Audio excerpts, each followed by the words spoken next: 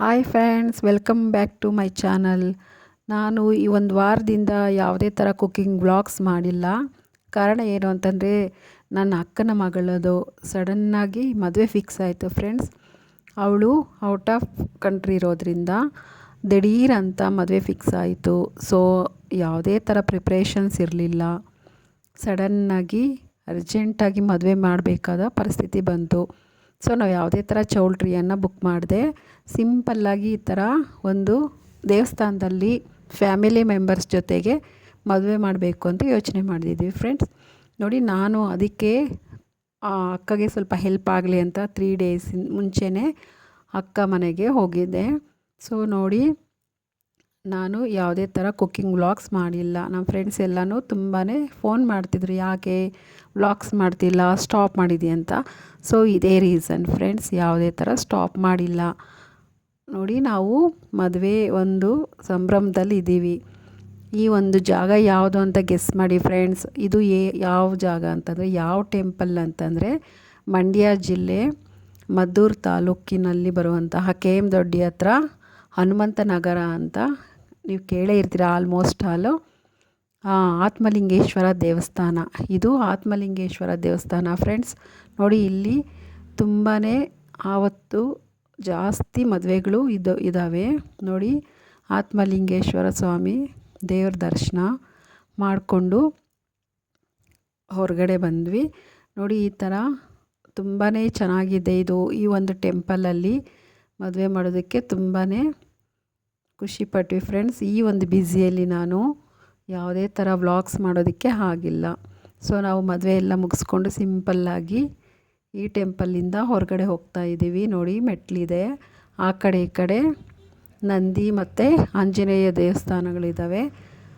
ಯಾವಾಗಾದರೂ ಭೇಟಿ ಕೊಡಿ ಫ್ರೆಂಡ್ಸ್. ಈ ಒಂದು ಜಾಗ ತುಂಬಾ ಚೆನ್ನಾಗಿದೆ. ಮತ್ತು ಬರ್ತಾ ಅಕ್ಕ ತೋಟದಲ್ಲಿ ಮೈಸೂರು ಬದನೆಕಾಯಿ ಬೆಳೆದಿದ್ವು, ಅದನ್ನು ನಾನು ಸ್ವಲ್ಪ ತಗೊಂಡು ಬಂದಿದ್ದೆ.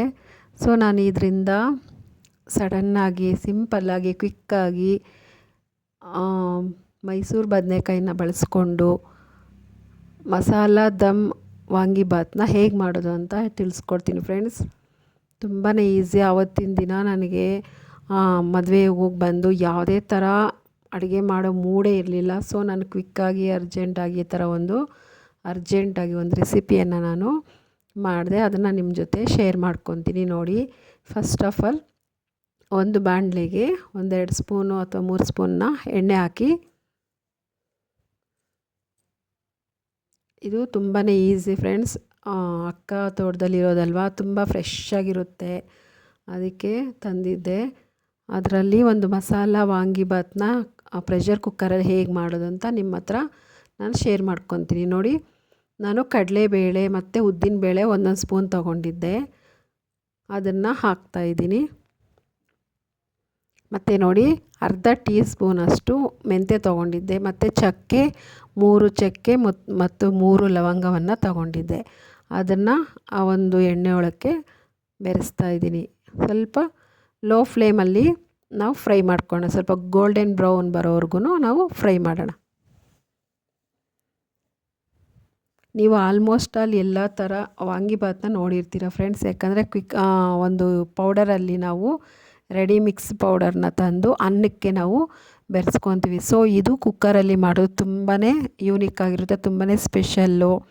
ಈ ಥರ ನೀವು ಎಂದೂ ಮಾಡಿರಲ್ಲ. ಈ ಒಂದು ರೆಸಿಪಿನ ನೀವು ಮನೆಯಲ್ಲಿ ನೀವು ಟ್ರೈ ಮಾಡಿ. ಅದಕ್ಕಿಂತ ಮುಂಚೆ ನನ್ನ ಚಾನಲ್ನ ಯಾರು ಸಬ್ಸ್ಕ್ರೈಬ್ ಮಾಡ್ಕೊಂಡಿಲ್ವೋ ದಯವಿಟ್ಟು ಸಬ್ಸ್ಕ್ರೈಬ್ ಮಾಡ್ಕೊಳ್ಳಿ, ಲೈಕ್ ಮಾಡಿ, ಶೇರ್ ಮಾಡಿ. ನೋಡಿ, ಬ್ಯಾಡಗಿ ಮೆಣಸಿನ್ಕಾಯಿ 4ನ ತೊಗೊಂಡಿದ್ದೆ, ಮತ್ತು ಗುಂಟೂರು ಮೆಣಸಿನ್ಕಾಯಿನ 4 ತೊಗೊಂಡಿದ್ದೆ. ಅದನ್ನು ನಾನು ಇದರೊಳಕ್ಕೆ ಬೆರೆಸ್ತಾ ಇದ್ದೀನಿ.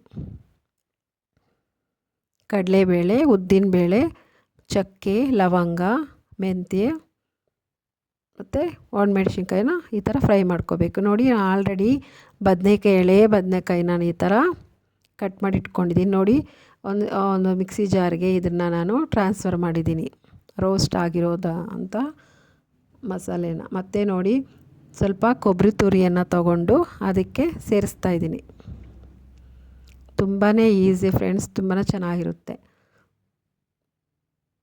ಇದು ಕುಕ್ಕರಲ್ಲಿ ಮಾಡೋದು ಹೇಗೆ ಅಂತ ನಾನು ದಮ್ ವಾಂಗಿಬಾತನ್ನ ಹೇಗೆ ಮಾಡೋದು ಮೈಸೂರು ಬದನೆಕಾಯಿನ ಬಳಸ್ಕೊಂಡು ಅಂತ ನೋಡೋಣ ಫ್ರೆಂಡ್ಸ್. ನೋಡಿ, ಫಸ್ಟು ಒಂದು ಕುಕ್ಕರ್ನ ಇಟ್ಬಿಟ್ಟು ನಾನು ಸ್ಟವ್ನ ಆನ್ ಮಾಡಿದ್ದೀನಿ. ಮೀಡಿಯಮ್ ಫ್ಲೇಮಲ್ಲಿ ನಾವು ಇದಕ್ಕೆ ಒಗ್ಗರಣೆಯನ್ನು ಕೊಡೋಣ. ಫಸ್ಟ್ ನಾನು ಸಾಕಾಗೋಷ್ಟು ಎಣ್ಣೆಯನ್ನು ಹಾಕ್ತಾಯಿದ್ದೀನಿ.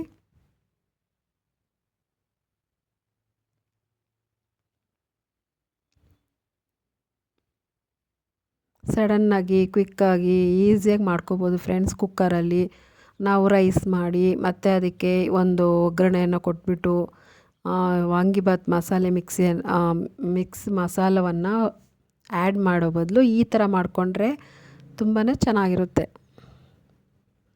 ಸಾಸಿವೆಯನ್ನು ಹಾಕ್ತಾಯಿದ್ದೀನಿ.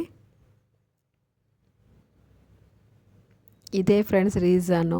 ಸೊ ನಾನು ಒಂದು ವಾರದಿಂದ ತುಂಬಾ ಬ್ಯುಸಿಯಾಗಿದ್ದೆ, ಏನೂ ಮಾಡೋಕ್ಕಾಗಿಲ್ಲ, ಯಾವುದೇ ಥರ ಕುಕ್ಕಿಂಗ್ ವ್ಲಾಗ್ಸ್ನ ಮಾಡೋಕ್ಕಾಗಿಲ್ಲ. ಸೊ ನಾನು ಯಾಕೆ ಅಂದ್ಬಿಟ್ಟು ಇದರಲ್ಲಿ ನಾನು ಇವತ್ತು ನೈಟ್ ಬಂದೆ.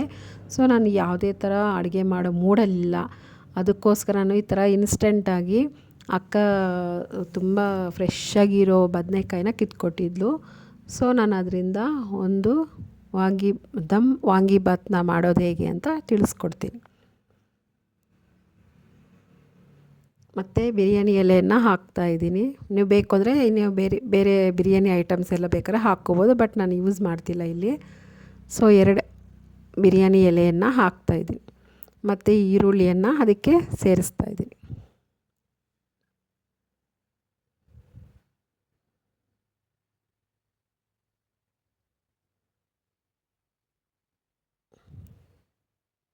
ಇದು ಸ್ವಲ್ಪ ಗೋಲ್ಡನ್ ಬ್ರೌನ್ ಬರೋವರೆಗೂ ಫ್ರೈ ಮಾಡೋಣ.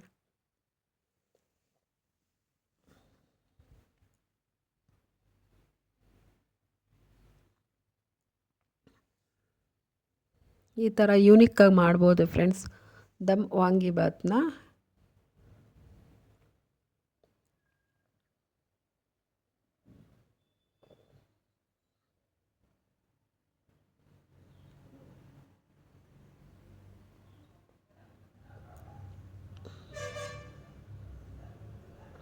ಮತ್ತು ನೋಡಿ ಫ್ರೆಂಡ್ಸ್, ಒಂದು ದೊಡ್ಡ ಟೊಮೆಟೊವನ್ನು ಈ ಥರ ಹಚ್ಚಿಟ್ಕೊಂಡಿದ್ದೆ, ಅದನ್ನು ನಾನು ಸೇರಿಸ್ತಾ ಇದ್ದೀನಿ.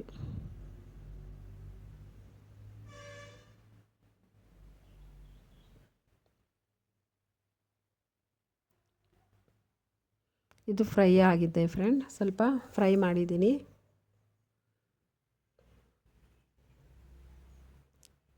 ಇದಕ್ಕೆ ನಾನು ಹಚ್ಚಿಬಿಟ್ಟು ಸಣ್ಣಕ್ಕೆ ಎಳೆ ಬದನೆಕಾಯಿನ ಈ ಥರ ನೋಡಿ ಪೀಸ್ ಮಾಡಿ ಹಚ್ಚಿಟ್ಕೊಂಡಿದ್ದೀನಿ. ಅದನ್ನು ಯಾಕಂದರೆ ಸ್ವಲ್ಪ ನೀರಲ್ಲೇ ಹಾಗೆ ಇಟ್ಟಿರಬೇಕು, ಯಾಕಂದರೆ ತಕ್ಷಣ ಅದನ್ನು ನೀರಿಂದ ಆಚೆ ತೆಗೆದರೆ ಸ್ವಲ್ಪ ಕಪ್ಪಗಾಗ್ಬಿಡುತ್ತೆ, ಕಲರು ಸ್ವಲ್ಪ ಶೇಡ್ ಆಗುತ್ತೆ. ಬದನೆಕಾಯಿ ಸ್ವಲ್ಪ ಹಸಿರಾಗಿ ನೀಟಾಗಿರಬೇಕು ಅಂತಂದರೆ ಆ ನೀರಲ್ಲಿ ಇಟ್ಟಿದ್ದೆ ನಾನು ಇಷ್ಟೊತ್ತು. ಸೊ ಅದನ್ನು ನಾನು ಈ ಒಂದು ಒಗ್ಗರಣೆಗೆ ಹಾಕ್ತಾಯಿದ್ದೀನಿ. ಇದನ್ನು ಸ್ವಲ್ಪ ಫ್ರೈ ಮಾಡೋಣ.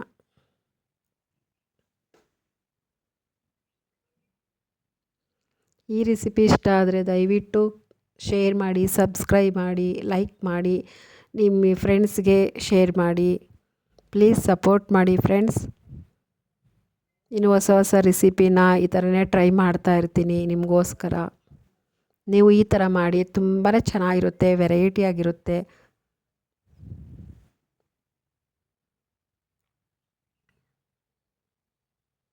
ದಯವಿಟ್ಟು ಸ್ವಲ್ಪ ಲಾಂಗ್ ಇದೆ ಅಂದ್ಬಿಟ್ಟು ಸ್ಕಿಪ್ ಮಾಡ್ದಿರ ನೋಡಿ, ನಿಮ್ಗೆ ಇಲ್ಲಾಂದರೆ ಅರ್ಥ ಆಗೋದಿಲ್ಲ.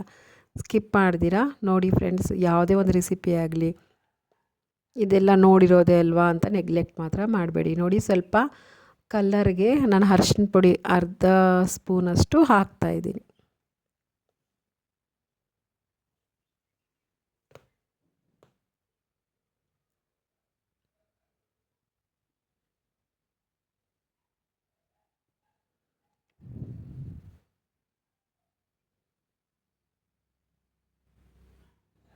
ಇದು ಸ್ವಲ್ಪ ಕಾಲು ಭಾಗ ಬೆಂದಿದೆ ಫ್ರೆಂಡ್ಸ್ ಬದನೆಕಾಯಿ ಅದರಲ್ಲೇ. ಈಗ ನೋಡಿ, ನಾನು ಏನು ಮಸಾಲೆ ರುಬ್ಕೊಂಡಿದ್ದೆ, ಚಕ್ಕೆ, ಲವಂಗ, ಗುಂಟೂರು ಮೆಣಸಿನ್ಕಾಯಿ, ಬ್ಯಾಡಗಿ ಮೆಣಸಿನ್ಕಾಯಿ ಮತ್ತು ಮೆಂತ್ಯೆ ಹಾಗೂ ಕಡಲೆಬೇಳೆ, ಉದ್ದಿನಬೇಳೆ ಇಷ್ಟನ್ನು ನಾನು ಎಣ್ಣೆಯಲ್ಲಿ ಫ್ರೈ ಮಾಡಿದ್ದೆ. ಸೊ ಅದನ್ನು ಮತ್ತು ಕೊಬ್ಬರಿನ ರುಬ್ಕೊಂಡಿದ್ದೆ. ಆ ಒಂದು ಪೇಸ್ಟ್ನ ನಾನು ಇದಕ್ಕೆ ಆ್ಯಡ್ ಮಾಡ್ತಾಯಿದ್ದೀನಿ.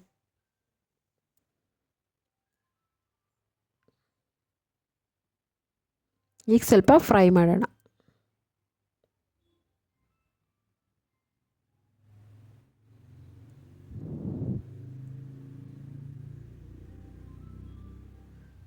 ದಯವಿಟ್ಟು ಸ್ಕಿಪ್ ಮಾಡ್ದಿರ ನೋಡಿ, ನಿಮಗೆ ಅರ್ಥ ಆಗುತ್ತೆ, ಚೆನ್ನಾಗಿರುತ್ತೆ, ತುಂಬಾ ಇಷ್ಟಪಟ್ಟು ತಿಂತಾರೆ ಮಕ್ಕಳು. ಈಗ ನಾವು ರೆಡಿ ಮಿಕ್ಸನ್ನ ತಂದುಬಿಟ್ಟು ರೈಸ್ ಮಾಡಿ ಅದನ್ನು ಆ್ಯಡ್ ಮಾಡಿರ್ತೀವಿ ನೋಡಿ. ಈ ಥರ ಮಾಡಿ ತುಂಬಾ ಚೆನ್ನಾಗಿರುತ್ತೆ ದಮ್ ವಾಂಗಿಬಾತ್ನ. ನಾನು ಬೇಕಾಗೋಷ್ಟು ಸ್ವಲ್ಪ ಕಲ್ಲುಪ್ಪನ್ನ ಬೆರೆಸ್ತಾ ಇದ್ದೀನಿ.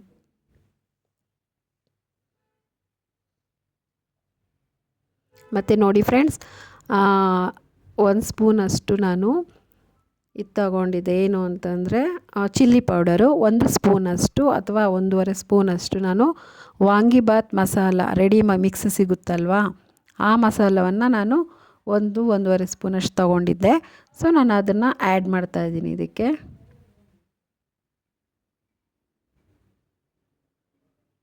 ಇದು ತುಂಬಾ ಸ್ಪೆಷಲ್ ವಾಂಗಿಬಾತ್. ದಯವಿಟ್ಟು ಮನೆಯಲ್ಲಿ ಟ್ರೈ ಮಾಡಿ, ಹೇಗಿದೆಯೋ ಕಮೆಂಟ್ ಮಾಡಿ.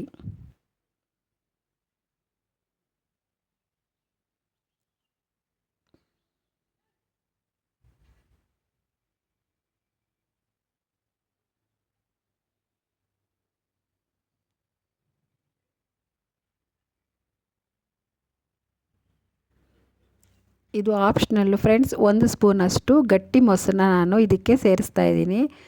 ಸ್ವಲ್ಪ ಹುಳಿ ಅಂದರೆ, ಯಾಕಂದರೆ ನಾನು ಇದಕ್ಕೆ ಟೊಮೆಟೊ ಬಿಟ್ಟು ಬೇರೆ ಏನೂ ಹಾಕಿಲ್ಲ ಹುಳಿಗೆ. ಸೊ ನಾವು ನಿಂಬೆಹಣ್ಣನ್ನು ಗೊಜ್ಜಿಗೆ ಬಳಸ್ತೀವಿ. ಅದಕ್ಕೆ ನಾನು ಈಗ ಏನು ಮಾಡಿದೆ, ಇದಕ್ಕೆ ಸ್ವಲ್ಪ ಮೊಸರನ್ನ ಆ್ಯಡ್ ಮಾಡಿದೆ. ಇದು ಆಪ್ಷನಲ್, ನಿಮ್ಗೆ ಬೇಕು ಅಂದರೆ ಹಾಕ್ಕೊಳ್ಳಿ, ಇಲ್ಲಾಂದರೆ ಸ್ಕಿಪ್ ಮಾಡಿ. ಸ್ವಲ್ಪ ರೋಸ್ಟ್ ಆಗೋವರೆಗೂ ಬಿಡೋಣ.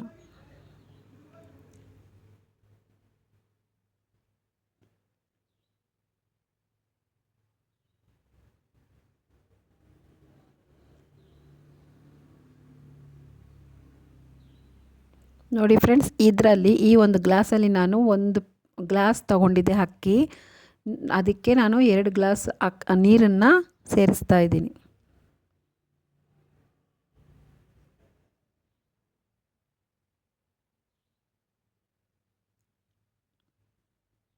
ಅಕ್ಕಿನ ನಾನು ಆಲ್ರೆಡಿ ನೆನೆಸಿ ಸೈಡ್ಗೆ ಇಟ್ಕೊಂಡಿದ್ದೀನಿ.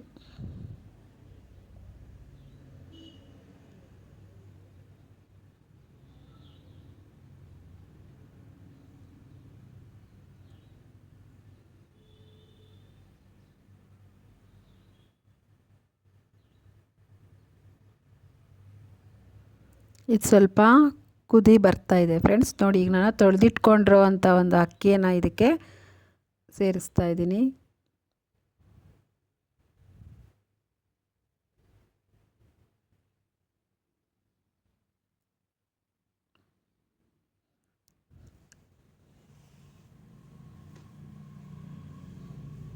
ಈ ಥರ ಮನೆಯಲ್ಲೇ ಮಸಾಲೆಯನ್ನು ರುಬ್ಕೊಂಡು ಮಾಡಿದ್ರೆ ತುಂಬಾ ಫ್ರೆಶ್ ಆಗಿರುತ್ತೆ, ತುಂಬಾ ಟೇಸ್ಟ್ ಇರುತ್ತೆ, ಆರೋಗ್ಯನೂ ನಾವು ಕಾಪಾಡ್ಕೋಬೋದು ಫ್ರೆಂಡ್ಸ್.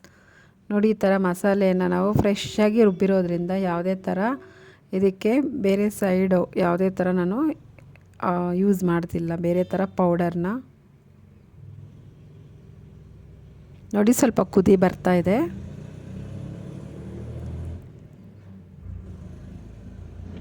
ನಾವು ಉಪ್ಪು ಖಾರ ಈ ಒಂದು ಹಂತದಲ್ಲಿ ನಾವು ಚೆಕ್ ಮಾಡ್ಕೋಬೋದು. ಉಪ್ಪು ಬೇಕು ಅಂದರೆ ಇನ್ನೂ ಸ್ವಲ್ಪ ಬೆರೆಸ್ಕೋಬೋದು, ಇಲ್ಲಾಂದರೆ ಖಾರ ಬೇಕು ಅಂದರೆ ಇನ್ನೂ ಸ್ವಲ್ಪ ಚಿಲ್ಲಿ ಪೌಡರ್ನ ಹಾಕ್ಕೋಬೋದು.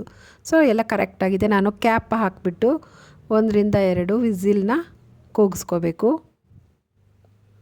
ಬನ್ನಿ ಫ್ರೆಂಡ್ಸ್, ಹೇಗಾಗಿದೆ ನೋಡೋಣ. ನೋಡಿ, ವಾವ್, ಮೈಸೂರು ಬದನೆಕಾಯಿಂದ ದಮ್ ವಾಂಗಿಬಾತ್ ಹೇಗಿದೆ, ಕುಕ್ಕರಲ್ಲಿ ಮಾಡಿರೋದು ಸೂಪರಾಗಿ ಬಂದಿದೆ ಫ್ರೆಂಡ್ಸ್. ಇದಕ್ಕೆ ಚಟ್ನಿ, ಮೊಸರು ಬಜ್ಜಿ ಏನು ಬೇಕಾದರೂ ನಾವು ಸೈಡ್ಗೆ ಹಾಕ್ಕೋಬೋದು. ಚಟ್ನಿ ಮಾಡೋದಕ್ಕೆ ಟೈಮ್ ಇಲ್ಲ ಫ್ರೆಂಡ್ಸ್, ತುಂಬಾ ಲೇಟ್ ಆಗಿದೆ ಆಲ್ರೆಡಿ. ಸೊ ನಾನು ಇನ್ಸ್ಟಂಟಾಗಿ ಈ ಥರ ಈ ಒಂದು ರೆಸಿಪಿಯನ್ನು ಮಾಡಿ ತಿಂದ್ಬಿಟ್ಟು ಆರಾಮಾಗಿ ಮಲ್ಕೊಂಡು ರೆಸ್ಟ್ ಮಾಡಿದ್ರೆ ನಾಳೆ ಮೂಡ್ ತುಂಬಾ ಚೆನ್ನಾಗಿರುತ್ತೆ. ನೋಡಿ ಫ್ರೆಂಡ್ಸ್, ಈ ಥರ ಮನೇಲಿ ನೀವು ಟ್ರೈ ಮಾಡಿ, ಹೇಗಿದೆಯೋ ಕಮೆಂಟ್ ಮಾಡಿ. ಚೆನ್ನಾಗಿರುತ್ತೆ. ಇದು ನನ್ನದೇ ಆದ ಒಂದು ಸ್ಟೈಲಲ್ಲಿ ಬದನೆಕಾಯಿ ದಮ್ ವಾಂಗಿಬಾತ್. ನೋಡಿ ಫ್ರೆಂಡ್ಸ್, ಮಸಾಲೆ ಎಲ್ಲ ಕಡೆ ನೀಟಾಗಿ ಈ ಥರ ಸ್ಪ್ರೆಡ್ ಆಗಿದೆ. ಎಲ್ಲ ನೀಟಾಗಿ ನೋಡೋದಕ್ಕೆ ನೋಡಿ ಎಷ್ಟು ಸೂಪರಾಗಿದೆ. ನೋಡಿ ಫ್ರೆಂಡ್ಸ್, ಹೇಗಿದೆ ಈ ರೆಸಿಪಿ? ಇಷ್ಟ ಆದರೆ ದಯವಿಟ್ಟು ಲೈಕ್ ಮಾಡಿ, ಶೇರ್ ಮಾಡಿ. ಈ ವಿಡಿಯೋ ನೋಡಿದ್ದಕ್ಕೆ ತುಂಬಾ ಥ್ಯಾಂಕ್ಸ್. ಏನಾದರೂ ತಪ್ಪಿದರೆ ಸಾರಿ. ಬಾಯ್.